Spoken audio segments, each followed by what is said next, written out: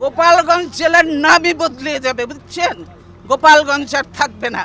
ছাত্র জনতার গণ অভ্যুত্থানের মধ্য দিয়ে ফ্যাসিস্ট আওয়ামী লীগের দীর্ঘ ১.৫ দশকের শাসনামলের পতন ঘটে। তবুও দেশের অভ্যন্তরে দৌরত্ব কমেনি শেখ হাসিনার সন্ত্রাসী বাহিনীর। সারা দেশের ন্যায় জুলাই অভ্যুত্থানের নেতৃত্ব দেওয়া তরুণদের দল জাতীয় নাগরিক পার্টির কর্মসূচি ছিল গোপালগঞ্জে।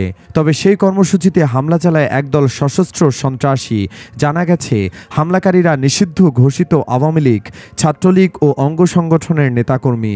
প্রত্যক্ষদর্শী কয়েকজন বলেছিলেন, এনসিপির সমাবেশ শেষ হওয়ার সঙ্গে সঙ্গে একদল ব্যক্তি লাঠি সোঁটা নিয়ে নেতাকর্মীদের ঘিরে হামলা চালায়। তারা চারদিক থেকে এনসিপির নেতাকর্মী ও পুলিশের গাড়ি আটকে দেয়। এ সময় পুলিশ ও সেনাবাহিনীর সদস্য সাউন্ড গ্রেনেড ও ফাঁকা গুলি ছুড়ে পরিস্থিতি নিয়ন্ত্রণে আনার চেষ্টা করেন।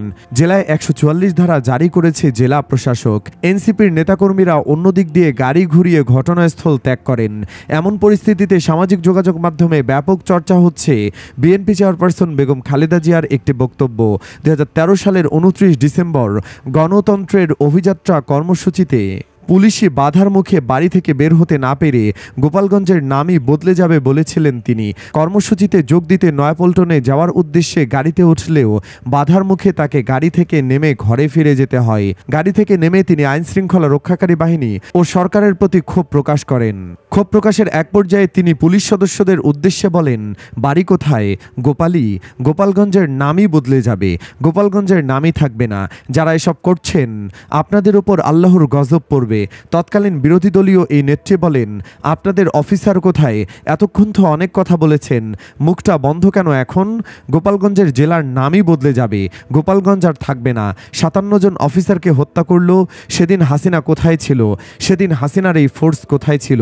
কেন সে পাঠায়নি এই ফোর্সকে? কারণ সে নিজেই জড়িত ছিল এই হত্যাকাণ্ডে। এদিকে সামাজিক যোগাযোগ মাধ্যমে অনেকেই তার পুরনো সেই বক্তব্যটির ফটোকার্ড বানিয়ে আওয়ামী লীগের নেতাকর্মীদের ট্রল করছেন। তারা বলছেন, আপসহীন নেত্রী বেগম খালেদা জিয়া অত্যন্ত দূরদর্শী নেত্রী, তাই তিনি অনেক আগেই গোপালগঞ্জের নাম বদলানোর ভবিষ্যৎবাণী করেছিলেন।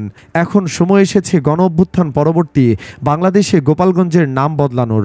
এর পরিপ্রেক্ষিতে বুধবার খালেদা জিয়ার সেই ঐতিহাসিক ঘোষণার একটি ফটোকার্ড শেয়ার করেছেন লেখক, গবেষক ও অ্যাক্টিভিস্ট পিনাকি ভট্টাচার্য। নিজের ভেরিফাইড ফেসবুকে দেওয়া এক পোস্টে লিখেন, এখনই সময় আপসহীন নেত্রী বেগম খালেদা জিয়ার সে ঐতিহাসিক ঘোষণা বাস্তবায়নের। জাতীয় নাগরিক পার্টির কর্মসূচিকে কেন্দ্র করে গোপালগঞ্জে বুধবারের সংঘাতপূর্ণ পরিস্থিতিতে কিছুটা থিতিয়ে এসেছে। তবে শহর জুড়ে রয়ে গেছে সহিংসতার চিহ্ন। শহরের প্রতিটি রাস্তায় ছড়িয়ে ছিটিয়ে আছে ইট পাটকেল।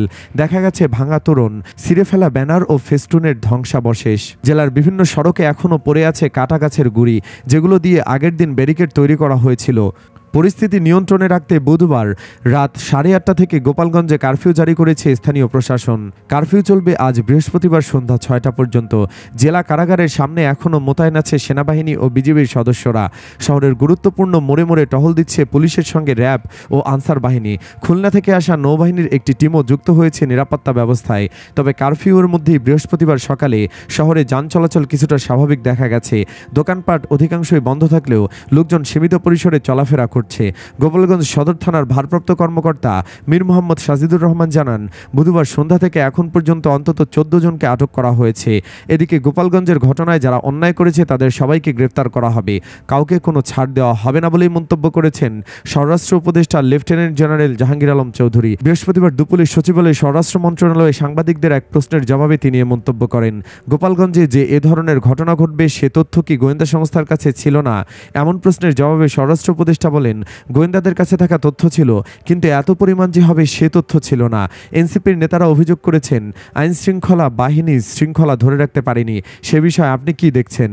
এমন প্রশ্নের জবাবে তিনি বলেন, এ ব্যাপারে আপনিও তো অনেক কথা বলতে পারেন, যার যার বক্তব্য সে সেটা দেবে।